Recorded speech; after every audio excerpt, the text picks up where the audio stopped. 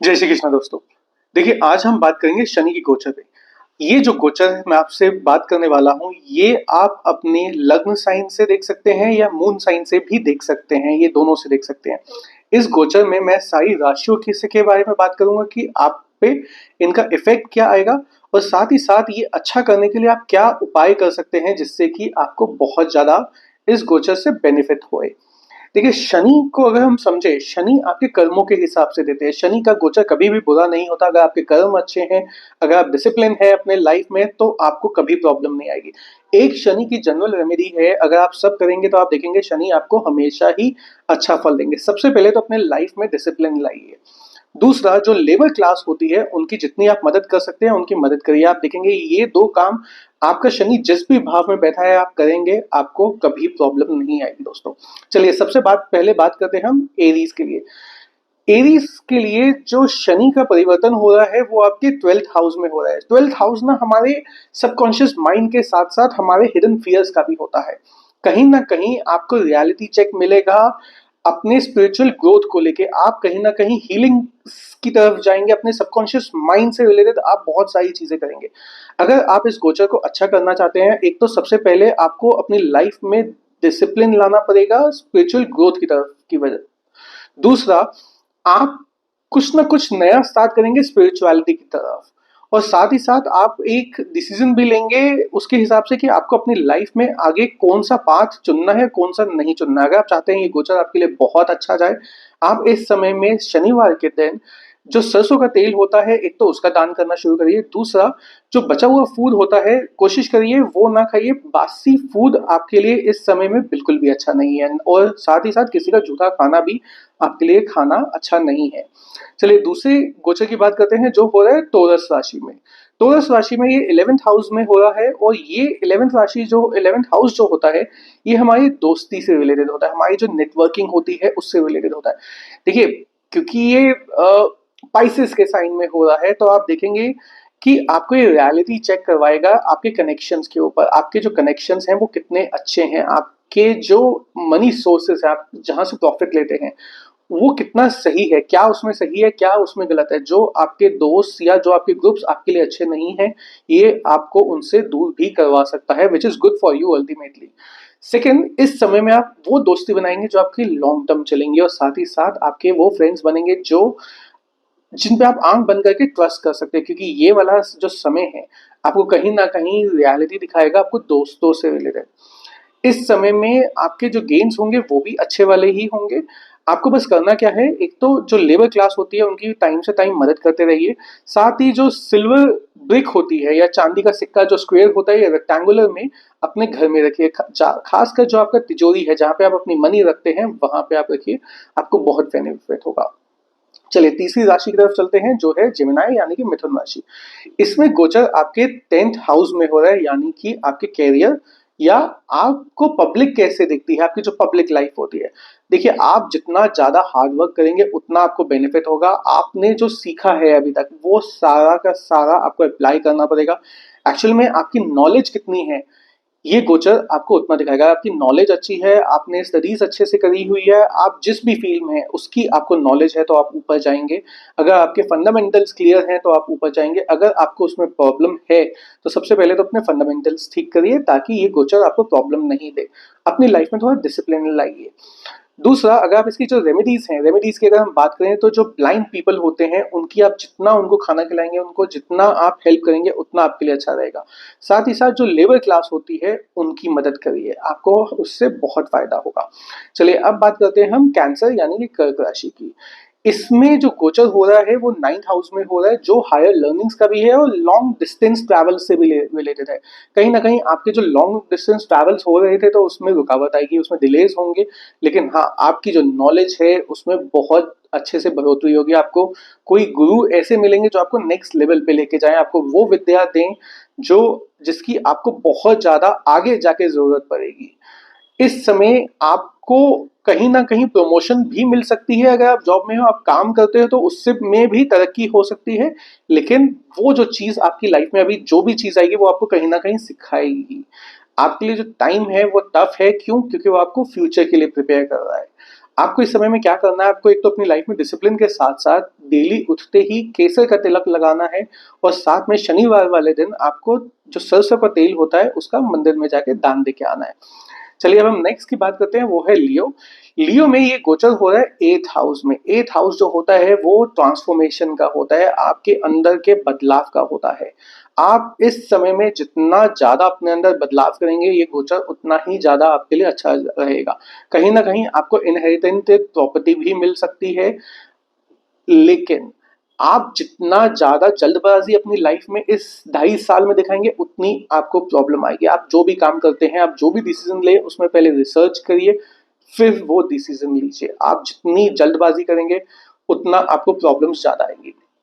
आपको इस समय में क्या करना है, आपको एक सिल्वर का स्क्वायर पीस अपने पॉकेट में हमेशा रखना है, और जब आप स्नान करें उसमें आप थोड़ा सा कच्चा जो दूध होता है उसको डाल के स्नान करिए, और साथ ही साथ कभी भी नंगे पैर ना चलिए इस समय में।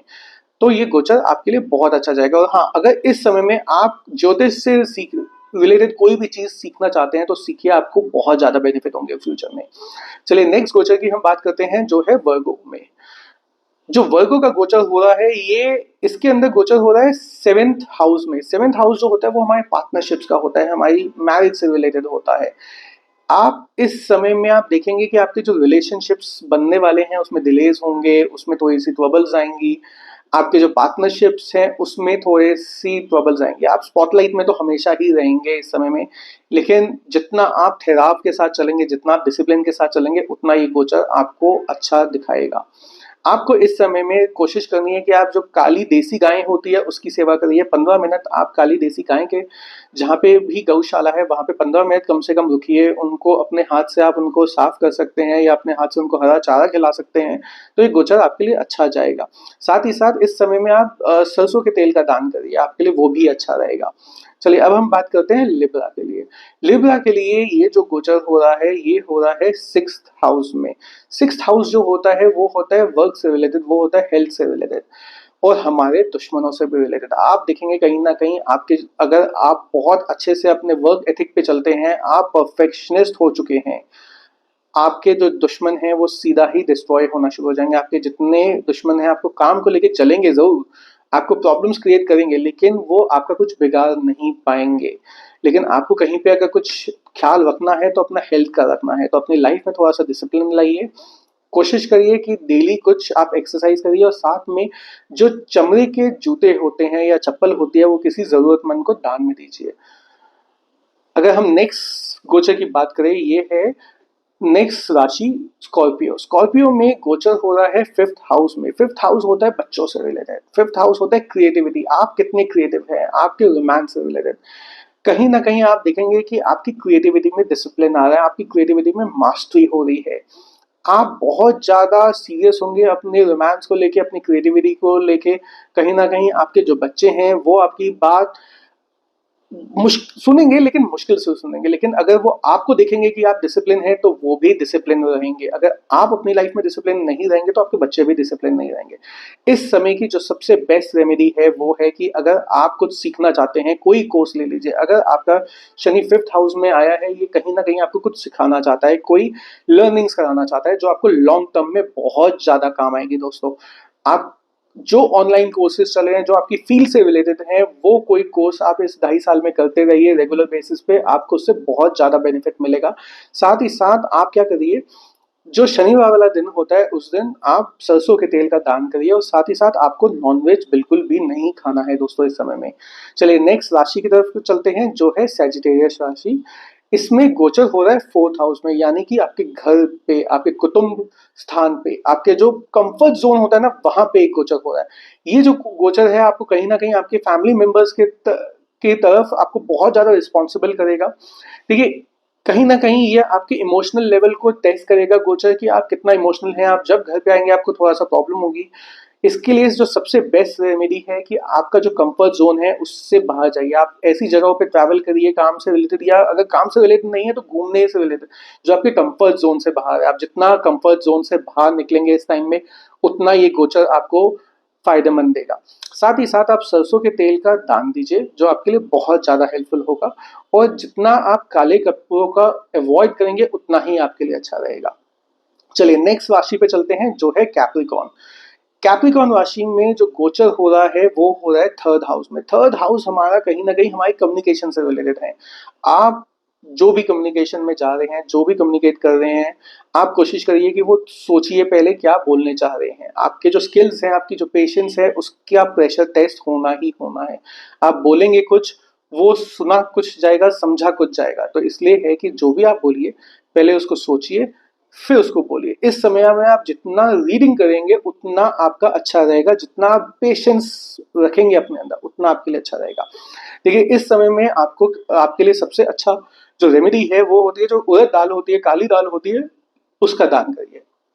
और साथ ही साथ आप क्या कर सकते हैं, जो डॉग्स होते हैं, जो स्ट्रीट डॉग्स होते हैं, उनको कुछ खाने के लिए दीजिए, वो भी आपको बहुत फायदा देगा। चलिए नेक्स्ट राशि की तरफ चलते हैं जो है एक्वेरियस। एक्वेरियस में जो गोचर हो रहा है वो आपके सेकंड हाउस में हो रहा है। सेकंड हाउस का जो गोचर होता है वो फाइनेंसेस की तरफ होता है, क्योंकि सेकंड हाउस हमारी मनी से रिलेटेड होता है, हमारी वैल्यूज से रिलेटेड होता है, हमारे फूड से रिलेटेड होता है कि कैसा खाना हम खाते हैं और कितना फाइनेंस हमारे पास हमेशा रहेगा।